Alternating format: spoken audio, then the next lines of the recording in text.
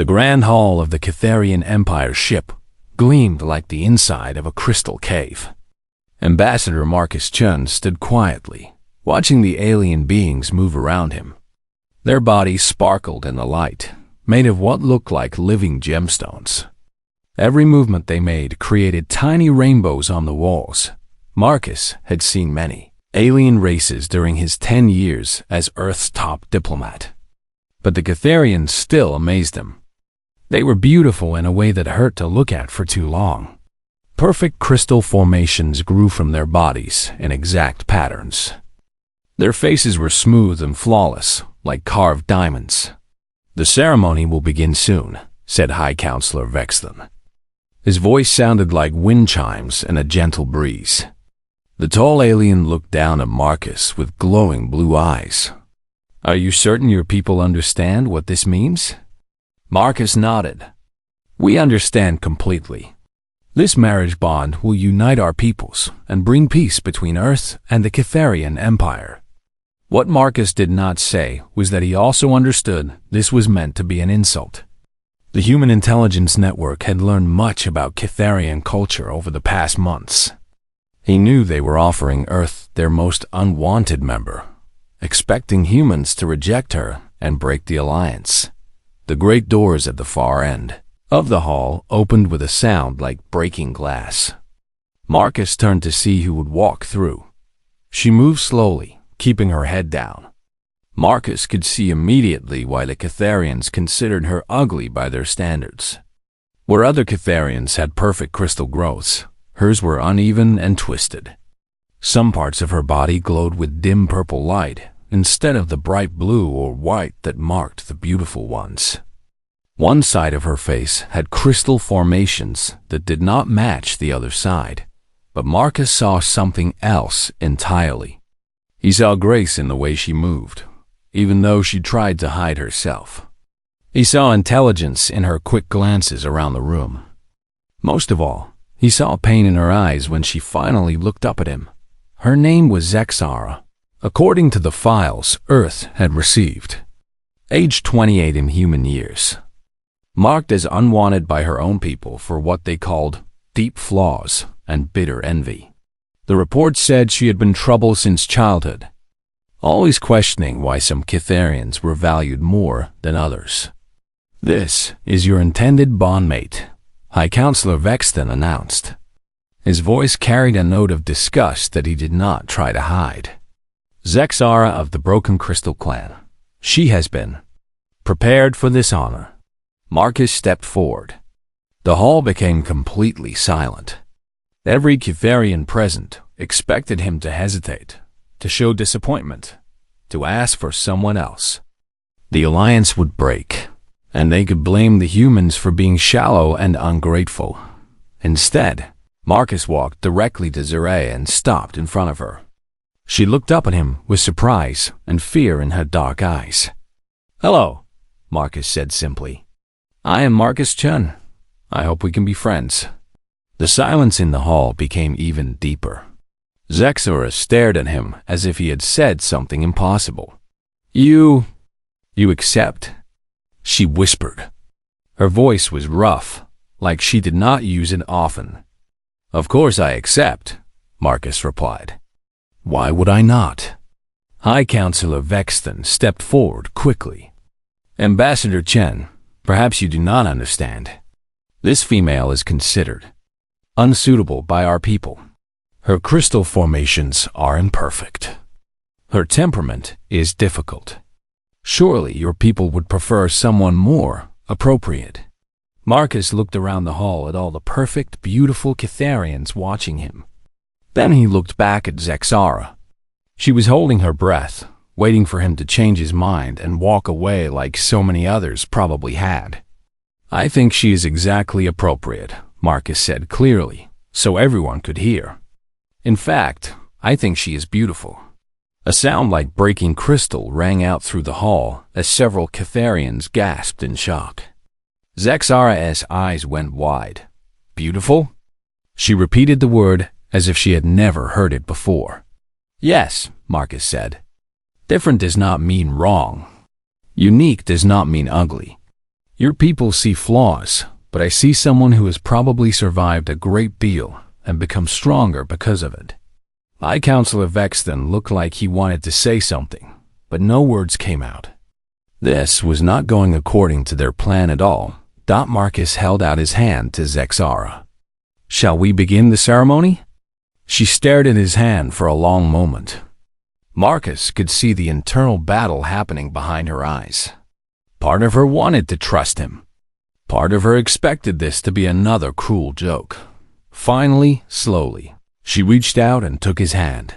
The moment their skin touched, Marcus felt a small electric shock. Not painful, but surprising. Zexa felt it too and pulled back slightly. Sorry, she said quickly. My crystals sometimes react to strong emotions. I did not mean to hurt you. You did not hurt me, Marcus assured her. It just surprised me. Is this normal? For me, yes, Zexara said quietly. It is another one of my flaws. My emotions affect my crystal formations. When I am angry or sad or surprised, they release energy. That sounds like an incredible ability, Marcus said. Not a flaw at all. For the first time since entering the hall, Zexara almost smiled. High Counselor Vexton cleared his throat loudly.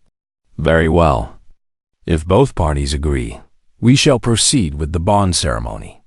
But know this, Ambassador Chen. Once this bond is formed, it cannot be broken. You will be connected to her for life.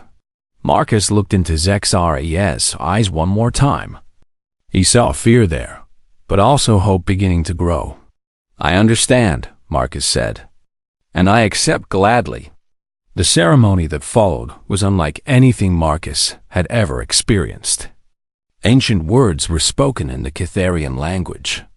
Crystal formations around the hall glowed brighter. When it was finished, he felt a strange connection to the woman standing beside him. As the other Catharians filed out of the hall, many shaking their heads in confusion, Marcus and Zexara found themselves alone together for the first time. Why? She asked him quietly.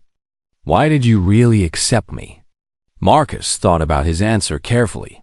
Because I have learned that the people others call broken are often the strongest ones of all. And because someone who questions why people are treated badly is exactly the kind of person I want to know better. Zexara looked at him for a long moment. Then, for the first time, she truly smiled. The neutral space station Harmony Point was a marvel of engineering. Built by 12 different alien races working together, it served as a meeting place where different species could interact safely. Marcus and Zexara had been given quarters here, while their peoples worked out the details of the new alliance. Their shared living space was larger than Marcus expected. It had separate bedrooms, a common area with furniture that could adjust for different body types, and large windows showing the stars outside. The designers had tried to make it comfortable for any species. Marcus sat at the adjustable table, reviewing reports on his tablet. Zexara stood by the window, looking out at the swirling colors of the nearby nebula. She had not said much since they arrived 3 days ago. The view is beautiful, Marcus said, trying to start a conversation. Zexara turned slightly, but did not look at him directly. Beauty is different for everyone, she replied. Her voice was still cautious, like she expected him to attack her with words. That is very true, Marcus agreed. What do you find beautiful?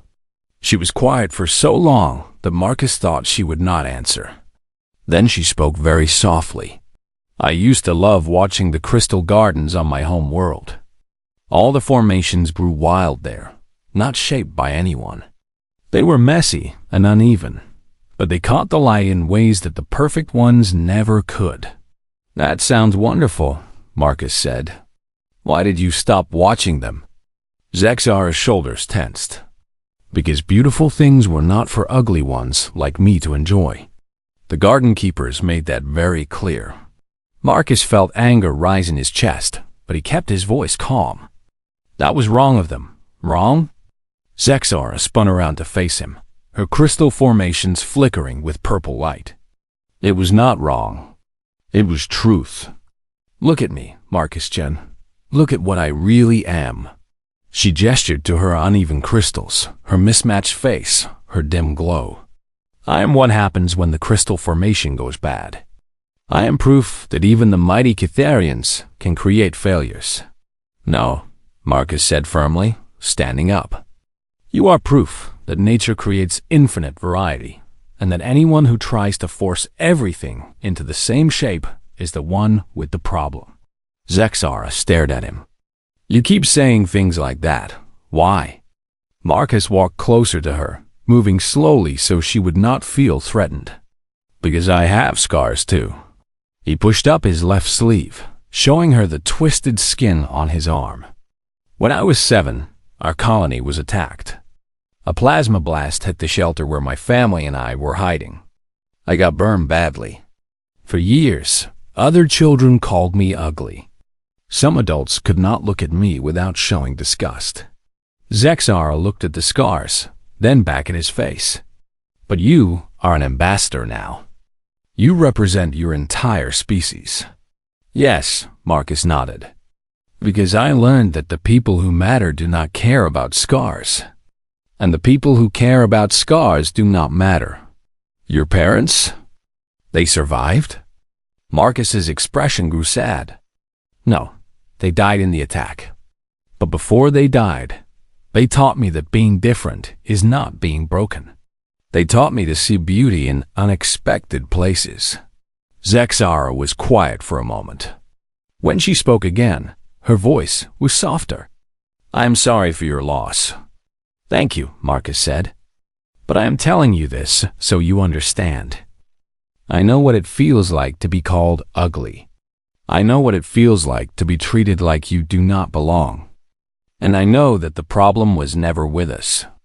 It was with them. For the first time since arriving at the station, Zexara sat down. Marcus sat across from her, giving her space but staying close enough to show he was not afraid of her. Tell me about your envy, Marcus said gently. Zexara's crystals flared bright purple. You want to hear about my great flaw? My bitter jealousy? I want to hear your side of it. She laughed, but it was not a happy sound. They call it envy, but I call it justice. I watched perfect Catharians get everything while imperfect ones got nothing. Perfect ones could enter the crystal gardens. Imperfect ones could not. Perfect ones could study advanced sciences. Imperfect ones were given simple labor jobs. Perfect ones could choose their own bondmates. Imperfect ones were told they should be grateful if anyone wanted them at all. You questioned this system, Marcus said. I questioned everything, Zexara replied, her voice getting stronger. I asked why crystal formation should determine someone's worth. I asked why ugly ones like me could not learn the same subjects as beautiful ones. I asked why we had to accept being treated like garbage. And they called this envy? They said I was jealous of the beautiful ones and that my jealousy made me bitter and angry. They said I should accept my place and be grateful for whatever scraps they gave me. Marcus shook his head. That was not envy. That was recognizing injustice and wanting to fix it. Zexara looked at him with surprise. No one has ever said that before. Then no one has ever really listened to you before. They sat in silence for a while. Marcus watched the emotions play across Zexara's face as she processed his words. Her crystal formations gradually changed from angry purple to a softer blue-purple color he had not seen before. Marcus-chan, she said finally. Just Marcus is fine. Marcus, why do your people want this alliance with mine?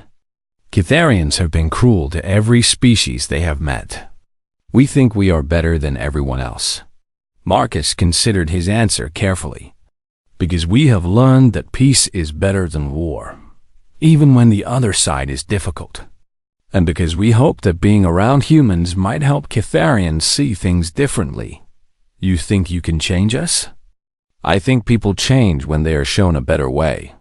Look at you right now. You are talking to me instead of hiding by the window. That is already a change. Zexara touched one of her twisted crystal formations thoughtfully. The other Catharians on this station avoid me, but I have seen some of the other species watching us. They seem curious. Different species, different ideas about beauty, Marcus said.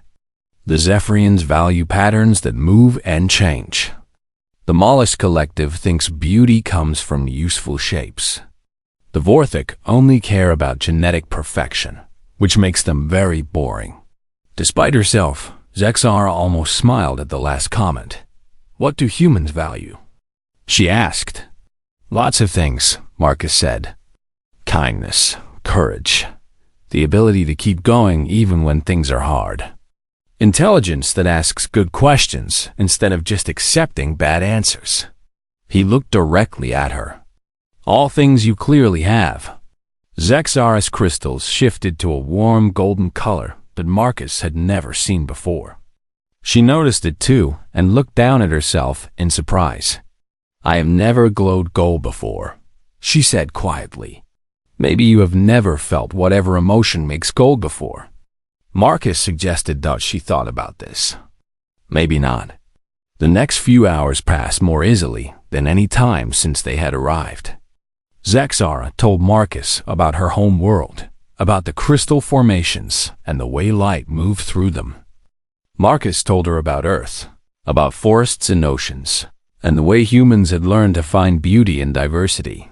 When they finally went to their separate bedrooms that night, both felt something they had not expected when this arrangement began on hope. 2 weeks had passed since Marcus and Zexara arrived at Harmony Point. The changes in her were impossible to miss. She walked taller now, with her head up instead of hunched down. Her crystals glowed with new colors that even she had never seen before. Most importantly, she had started to believe Marcus when he said she was beautiful. They were sitting in the station's main garden, a huge space where plants from dozens of worlds grew together under artificial suns. Marcus was reading while Zexara sketched the alien flowers on a tablet he had given her. This one looks like it is dancing, she said, showing him a drawing of an Andromedan flower that swayed even without wind. Marcus looked at her sketch and smiled. You are very talented. The way you captured the movement is amazing. Zexara's crystals shifted to that warm gold color again. She was still surprised every time they did that. I never drew before I met you. Why not? Art was for beautiful people. Ugly ones were supposed to do practical things only. Marcus shook his head. Another stupid rule. Art is for anyone who has something to express. I am beginning to think many of our rules are stupid, Zexara admitted. The more I talk to you, the more I see how wrong things have been. A shadow fell across their table. They looked up to see Verthank, one of the Vorthic delegation members. The Vorthic were tall, silver-skinned beings who believed they were genetically perfect. They looked down on every other species, but especially disliked flawed individuals. Ambassador Chun, Verthank said in his cold, precise voice. I must speak with you about a serious matter. Marcus set down his reader. Of course. What can I help you with? Verthank's pale eyes looked at Zexara with disgust. It concerns your attachment to this defective Catharian. Other delegations have begun to notice your strange behavior. Zexara's crystals immediately shifted to angry purple, but Marcus placed his hand gently on hers. She took a deep breath, and the color softened. What strange behavior? Marcus asked calmly. You treat her as if she has value, Verthank said. You speak to her as an equal. Yesterday, I saw you laughing with her in the cafeteria. This sends the wrong message to other species. What message would that be? Marcus's voice remained polite, but there was steel underneath. That humans have poor judgment about genetic quality. That you cannot tell the difference between superior and inferior beings. Some delegations are questioning whether your species is smart enough to make good alliance partners. Zexara started to stand up, her crystals flaring bright red. I will leave so you can speak freely about my defects. Marcus caught her hand and gently pulled her back down. No, stay. This concerns both of us. He turned back to Verthank. I am curious. What do you consider superior genetic quality? The Vorthik preened slightly. Perfect symmetry. Optimal physical proportions. Pure genetic lines without mixing or mutation. Clear hierarchies, based on genetic excellence. Interesting, Marcus said thoughtfully. And how has this philosophy worked out for your people? Verthank looked confused. What do you mean? How many new discoveries have your scientists made recently? How many artistic works have your people created? How many problems have you solved that other species could not? The silver being's expression grew uncomfortable. We maintain our perfection. That is achievement enough. But you have not actually achieved anything new, Marcus pressed. Your people have been exactly the same for thousands of years. No growth, no change, no progress. Progress is unnecessary when you are already perfect. Marcus smiled. But here is the thing, Verthank. You are not perfect. You are just all the same. And all the same means no diversity, no new ideas, no adaptation when things change. He gestured to Zexara. This woman has survived being rejected by her own people and has still managed to remain kind and creative. She has unique abilities that come from her flawed crystal formations. She asks questions that make people think in new ways. In human terms, that makes her incredibly valuable. You are speaking nonsense, Verthank said, but he sounded less certain than before. Am I? Tell me, when was the last time your people had to adapt to something unexpected? When did they have to solve a problem they had never seen before? Verthank was silent. Zexara spoke up quietly. Marcus, he cannot answer because they never face unexpected problems. Perfect people live perfect, predictable lives. Exactly, Marcus nodded. But life is not predictable. Challenges come that no one expects. When that happens, the people who survive and thrive are the ones who can think differently, who can see solutions others miss, who can adapt and change. He stood up. The Vorthik see Zexara's differences as flaws. I see them as strengths that could save lives someday. That is the difference between our species, Verthank. You fear change. We embrace it. The silver alien looked between Marcus and Zexara with growing confusion. Nothing Marcus said fit his understanding of how the universe worked. I will report this conversation to the council, he said finally. Please do, Marcus replied. And tell them that humanity judges our allies by their character, not their appearance. After Verthank left, Zexara turned to Marcus with wonder in her eyes. You defended me, she said. Of course I did. You are my bondmate. More than that, you are my friend. But you did more than just defend me. You made him question his own beliefs. Marcus sat back down beside her. People like Verthank have never had their ideas challenged. They live in a bubble where everyone agrees with them. Sometimes a little challenge can crack that bubble. Zexara was quiet for a moment, her crystals cycling through several different colors.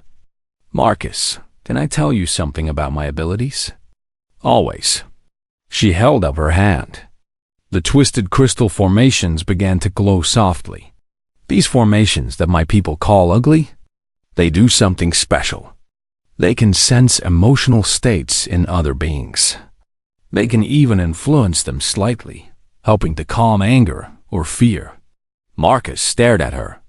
That is an incredible gift. My people saw it as dangerous. They said I might use it to manipulate others, to make them think I was more valuable than I really was. So they taught you to suppress it? They taught me to be ashamed of it. Zexara's voice was bitter. Another thing that made me defective. You are not defective, Marcus said firmly. You are extraordinary. No wonder they were afraid of you. Someone with your abilities could help solve conflicts, could bring peace between arguing groups. I never thought of it that way, because they never let you. Marcus reached out and gently touched one of her crystal formations. It felt warm and sent a small tingle of peaceful energy through his hand. They kept you from seeing your own worth because they were afraid you would realize how wrong their system was. Zexara looked at him with something that might have been love beginning to grow. You really believe that? I know it. And I think other people are starting to see it too. As if to prove his point, a small group of aliens at a nearby table were watching them with interest instead of disgust. A young Mollusk Collective member even waved when she noticed them looking. Things are changing, Marcus said. Not just for us, but for everyone who sees us together. Zexara smiled, and this time it reached her eyes. I think I'm starting to like change. That evening, as they walked back to their quarters, Zexara stopped suddenly. Marcus, I need to tell you something important. What is it? I think I am falling in love with you. Marcus turned to face her fully. I think I am falling in love with you too. Her crystals exploded into a brilliant display of gold and silver light that lit up the entire corridor. Other beings stopped to stare at the beautiful patterns dancing across the walls. Is this normal for humans? She asked, slightly embarrassed by the attention. Marcus laughed and took her hand. Not normal at all. But then again, nothing about us has been normal from the beginning. Good, Zexara said. I am tired of normal. The alarm screaming through Harmony Point was unlike anything Marcus had ever heard. It was not the steady beep of a drill or the quick chirps of a minor emergency. This was a continuous wail that made every being on the station stop what they were doing and look around in fear. Marcus and Zexara were in the observation lounge when the sound began. Through the large windows, they could see something that made Marcus's blood run cold. A ship was approaching the station, but it was not slowing down or requesting permission to dock. Emergency alert, came the announcement in the station's artificial voice. All beings report to safety stations immediately. This is not a drill. The lounge erupted in panic. Aliens of a dozen different species ran for the exits, pushing and shoving each other in their fear. Marcus grabbed Zexara's hand and started toward the nearest emergency station, but she pulled back. Wait, she said, her crystal formations flickering rapidly between colors. Something is very wrong. I can sense it. Of course, something is wrong. We need to get to safety. But before they could move, the station shook violently. The lights flickered and went out. Emergency power kicked in a few seconds later, bathing everything in red light. Through the windows, they could see debris floating past. The unknown ship had crashed into one of the station's docking bays. This was not an accident, Zexara said, her crystals now glowing bright white with alarm.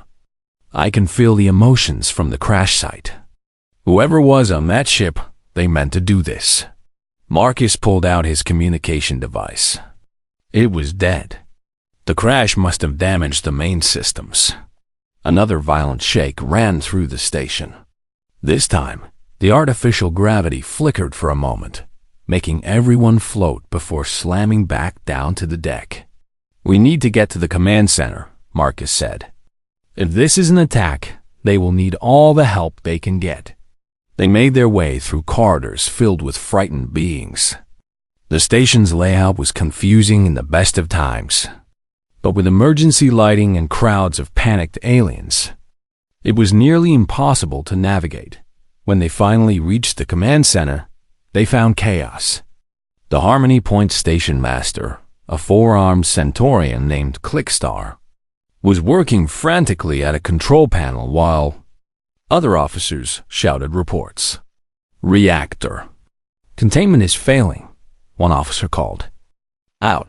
Life support is down on decks 12 through 15. called another.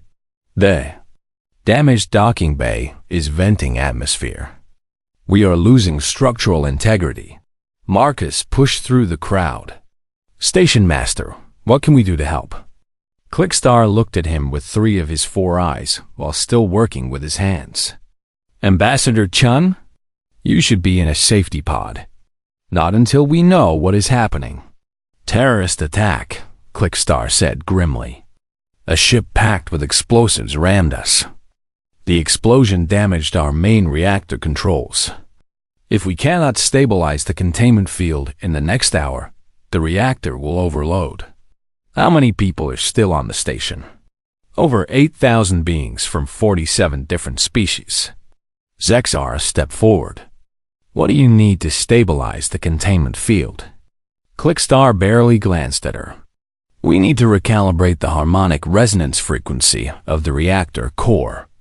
But the control systems are destroyed. Someone would have to manually adjust the resonance crystals from inside the reactor chamber. That would be suicide, Marcus said. Yes, the radiation would kill any being in minutes. We are preparing to evacuate, but there are not enough escape pods for everyone. Marcus felt sick. Thousands of innocent beings were going to die because of one terrorist's hatred. That was when Zexara spoke up again. What kind of crystals are used for the reactor resonance? Trilithium crystals. Clickstar replied absently, still focused on his controls. They vibrate at specific frequencies to contain the reactor energy. But as I said, no one can survive in that chamber long enough to adjust them. Zexara's own crystals began to glow brighter. Station Master, I need you to listen to me carefully. My crystal formations are not standard Catharian crystals. They are a rare mutation that can resonate with other crystal types. Now Clickstar did look at her directly. What are you saying? I am saying that I might be able to adjust your reactor crystals remotely, using my own formations as a resonance bridge. That is impossible. No biological crystal formation could survive the energy feedback from a reactor core. Zexara looked at Marcus, then back at the station master. You said yourself that everyone will die if we do nothing. Let me try. Zexara, no, Marcus said immediately. If the feedback does not kill you, the radiation will. Maybe, she replied calmly. But maybe I can save 8,000 lives. Marcus grabbed her hands. You cannot do this. I will not lose you. She smiled at him, and her crystals shifted to that warm gold color. Marcus, all my life I've been told that my differences made me worthless. You taught me that my differences could be strengths. Let me prove that you were right. Before he could stop her, she turned to Clickstar. I need a direct line to the reactor chamber and a way to monitor the resonance frequencies. The station master hesitated for only a moment. Then he began typing rapidly on his control panel. If you are serious about this, I can give you a real-time connection to the reactor sensors. Do it. Marcus watched in horror as Zexara closed her eyes and pressed her hands against the control panel. Her crystal formations began to pulse with increasing intensity. The twisted, uneven crystals that the Catharians had called ugly were now glowing like miniature stars. I can feel the reactor crystals, she whispered. They are out of sync, fighting against each other instead of working together. The station shook again, and alarms continued to wail. On the display screens, they could see that reactor containment was failing rapidly. Zexara's crystals flared brighter. I am trying to match their frequency. To bring them back into harmony? Suddenly she screamed. The feedback from the reactor was clearly causing her enormous pain. The crystals on her body were so bright now that everyone in the command center had to shield their eyes. Zexara! Marcus reached for her, but Clickstar stopped him. Do not break her concentration. Look at the readings. On the screens, the reactor containment field was stabilizing. The dangerous fluctuations were smoothing out as the trilithium crystals began to resonate in perfect harmony once again. but the effort was clearly killing Zexara. Her screams had stopped, but only because she no longer had the strength to make sound. Her crystal formations were cracking under the strain, and Marcus could see blood beginning to seep from the fractures. "It is working," Quickstar announced. "Containment is at 70% and rising. But she cannot maintain this much longer." Marcus knelt beside Zexara and took her hand. Her skin was burning hot. "Come on, love. Just a little more. You are saving everyone." Her eyes opened just enough to look at him. "Did I do it?" she whispered. "You did it. The reactor is stable." Zexara smiled and then collapsed. The command center erupted in cheers as the reactor readings showed full containment restored. The immediate danger was over. 8,000 beings would live because one ugly Kitharian woman had used her flawed crystals to save them all. Marcus cradled Zexara's unconscious form while the station's medical team rushed to help her. Her crystal formations were dim now, many of them cracked or broken. But she was alive. "Will she recover?" Marcus asked the medical officer. "I do not know," the doctor replied honestly. "I have never seen biological crystals take this kind of damage. But her vital signs are stable." As word of what had happened spread through the station, something unprecedented occurred. Beings from dozens of different species began coming to the medical bay to check on Zexara. Many brought gifts or flowers from their home worlds. Even some of the Vorthek delegation appeared, though they said nothing and left quickly. High Counselor Vexton arrived 6 hours later, when Zexara was finally awake and talking again. He stood at the foot of her medical bed, looking at her cracked and damaged crystal formations. "I came to see the Kitharian who saved Harmony Point," he said formally. "I am still ugly," Zexara replied, her voice weak but defiant. "I am still flawed." The High Counselor was quiet for a long moment. When he spoke again, his voice was different than Marcus had ever heard it. "Perhaps," Vexton said slowly, "we have been defining beauty and value incorrectly." It was not an apology, but for a proud Kitharian, it was the beginning of change. 6 months had passed since the terrorist attack on Harmony Point. The story of how Zexara saved 8,000 lives had spread across the galaxy like wildfire. News networks from dozens of species carried the story. Some called it impossible. Others called it inspiring. But no one could deny what had happened. Marcus stood before the great assembly hall of the Galactic Council, the most important diplomatic gathering in known space. Representatives from over 100 species sat in rows that stretched up toward the dome ceiling. Today, he and Zexara would address them all. Zexara sat beside him, looking nervous but determined. Her crystal formations had healed over the past months, but they were different now. The cracks from the reactor feedback had filled in with new crystal growth that created beautiful patterns across her body. She was, if anything, even more unique than before. "Are you ready for this?" Marcus asked her quietly. She squeezed his hand. "I have been ready my whole life. I just did not know it until I met you." Council Speaker Threnduk, an ancient being whose species was so old that no one remembered their planet of origin, called for attention. The council recognizes Ambassador Marcus Chun of Earth and bondmate Zexara of Kithara. Marcus stood and activated the translation system that would carry their words to every species present. "Honored representatives, we come before you today not just as individuals, but as proof of what becomes possible when we stop judging by appearance and start seeing true value." A murmur ran through the assembly. In the Kitharian section, Marcus could see High Counselor Vexton sitting with what looked like a mixed group of both perfect and imperfect Kitharians. That itself was unprecedented.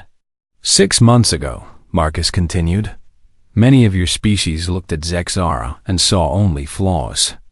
Ugly crystals, uneven formations, a being so worthless that her own people offered her as an insult to humanity. Zexar stood beside him. When she spoke, her voice was strong and clear.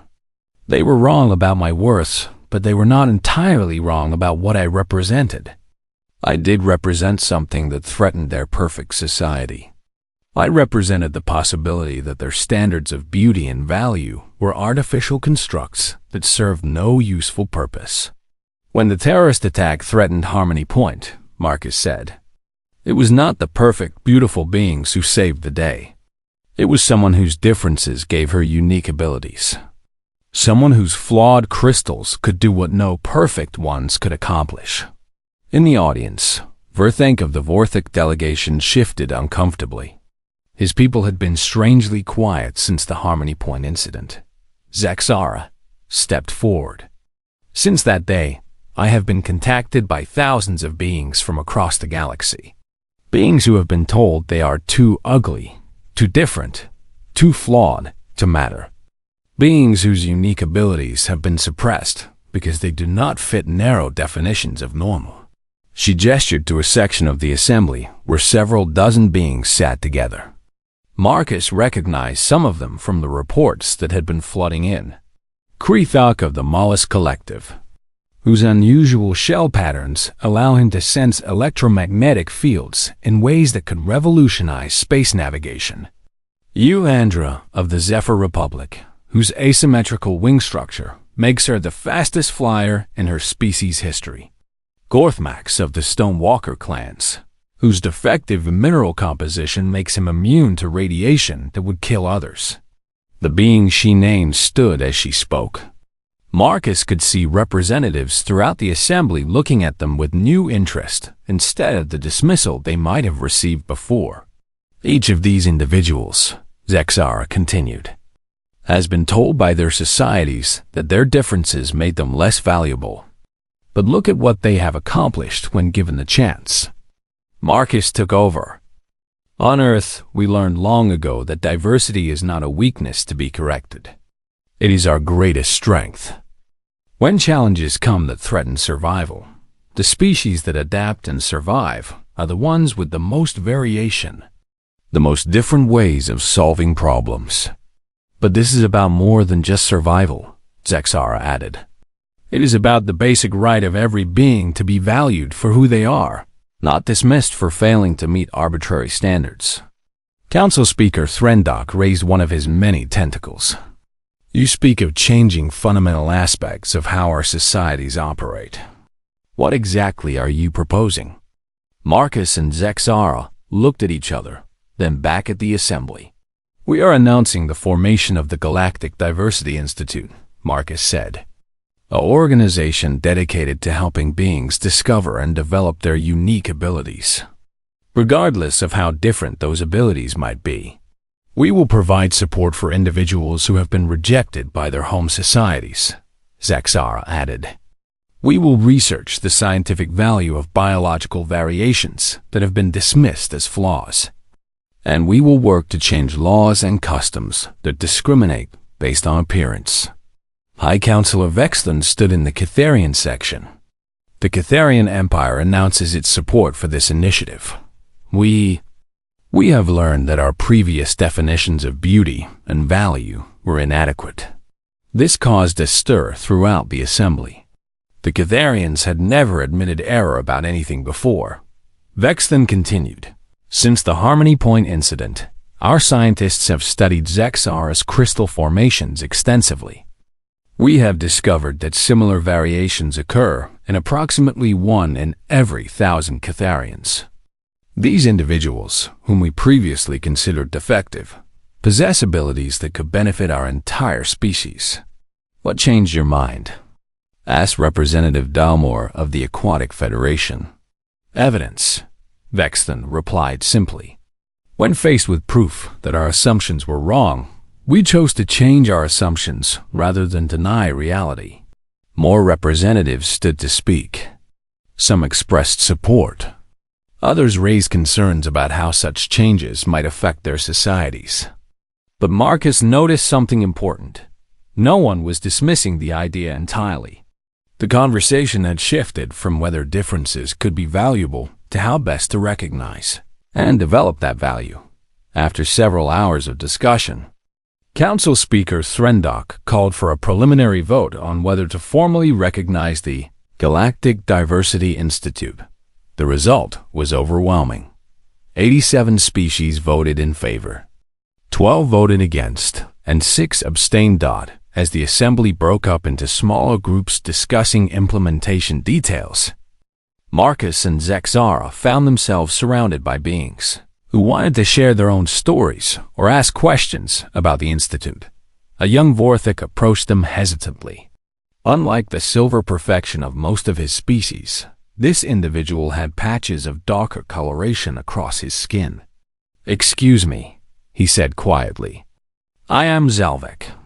I have been hidden by my family because of my imperfect coloration. Is it true that you help beings like me?" Zexara knelt down to his level. "It is absolutely true. And you are not imperfect, Zalvek. You are unique. That is something to celebrate, not hide." Marcus watched as more and more beings gathered around them, sharing stories of rejection and dreams of acceptance. This was exactly what they had hoped for when they started planning the Institute. Later that evening, as they walked through the gardens of the council complex, Zexara stopped beside a fountain where water from 12 different worlds mixed and flowed together. "Do you think we are really changing things?" she asked. Marcus put his arm around her, careful not to disturb the crystal formations that now glowed with soft rainbow patterns. "I think we already have. Look at what has happened to you, to me, to the people we met today. Change spreads from person to person, choice by choice." "The Gatharian Council contacted me today," Zexara said. "They want me to return home and help establish new programs for beings with unusual crystal formations." "Are you going to do it?" She leaned against him. "Only if you come with me. I think my people need to learn more about human perspectives on beauty and value." Marcus smiled. "I would be honored to visit your crystal gardens with you. Even the wild, imperfect ones? Especially those." Above them, the stars of 100 different homeworlds sparkled in the artificial sky of the council complex. Each star represented billions of beings, and among those beings were countless individuals who had been told they were not good enough, not beautiful enough, not normal enough to matter. But change was spreading. One conversation at a time, one acceptance at a time. One person learning to see beauty in unexpected places. Zexara's crystals pulsed with golden light as she looked up at the stars. "I used to think those lights were beautiful because they were so far away that I could not see their flaws," she said. "And now? Now I think they are beautiful because each one is different. And their differences create patterns that no single perfect star could make alone." Marcus kissed the top of her head gently. "I love the way you see things. I love the way you taught me to see things," she replied. Together, they stood in the garden and watched the light of 1,000 different suns create something more beautiful than either could achieve alone. Just like they had learned to do themselves. In the months and years that followed, the Galactic Diversity Institute would grow beyond anything Marcus and Zexara had imagined. Societies would slowly begin to change their definitions of beauty and value. Laws would be rewritten to protect the rights of different beings.